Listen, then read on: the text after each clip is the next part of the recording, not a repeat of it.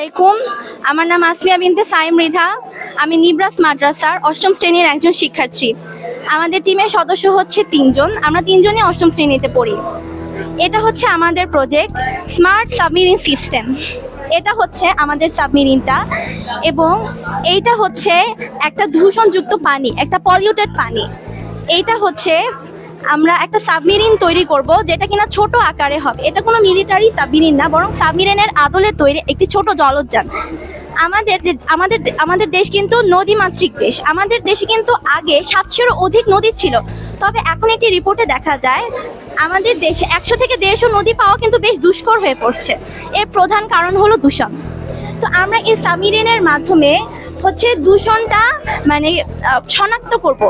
যখন এটা সিগন্যালের মাধ্যমে করব, যেমন এখানে দেখাবে যে স্ক্যানিং করবে, এরপরে দেখাবে যে প্লাস্টিকের পরিমাণ কতটা আছে, তারপরে পড়লে তেলের পরিমাণ কতটা আছে। এটা হচ্ছে আমাদের সিগন্যাল দিবে। এরপরে আমরা একটা ফিল্টারিং করব। ফিল্টারিং করে এটা বিশুদ্ধ পানিতে নিয়ে আসব। যখন আমরা এটা বিশুদ্ধ পানিতে নিয়ে আসব, তখন হচ্ছে এই যে জলজ যে প্রাণী, পানির নিচে যে জলজ প্রাণী থাকে, বিভিন্ন সামুদ্রিক মাছ, এগুলো কিন্তু বেঁচে যাবে।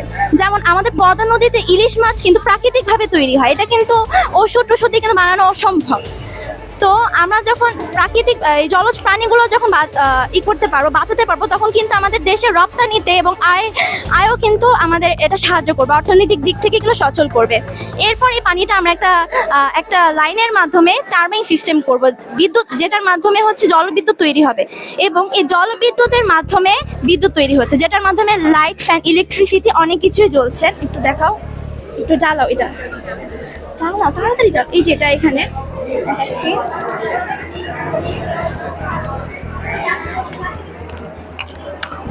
এই যে এখানে কিন্তু বিদ্যুৎ উৎপন্ন হবে। এটা হচ্ছে আমরা ডেমো তৈরি করেছি। বাংলাদেশ সরকার এবং বৈজ্ঞানিকগণ যখন এটি নিয়ে ভাববে, তখন নিশ্চয়ই তারা আরও সুন্দর কিছু আইডিয়া আমাদের দিতে পারবে, এবং তারা স্মার্ট প্রযুক্তি ব্যবহার করে এই প্রক্রিয়াটা বাস্তবায়ন করবে। আমরা দেখছি এখন অনেকে হচ্ছে রোবট তৈরি করছে। এই রোবটগুলো যখন ধ্বংস হয়ে যাবে, তখন কোথায় যাবে? এগুলো কিন্তু মাটির সাথে মিশে যাবে, আবার এগুলো কিন্তু পানিতে ফেলে দেওয়া হবে। এর ফলে কি হচ্ছে? পৃথিবী কি বাঁচতে পারছে? পৃথিবী তো বাঁচতে পারছে না। আগে আমাদের কাজ হচ্ছে আমাদের পৃথিবীটাকে বাঁচাতে হবে। আগে পৃথিবী বাঁচবে, তারপরে মানুষ বাঁচবে।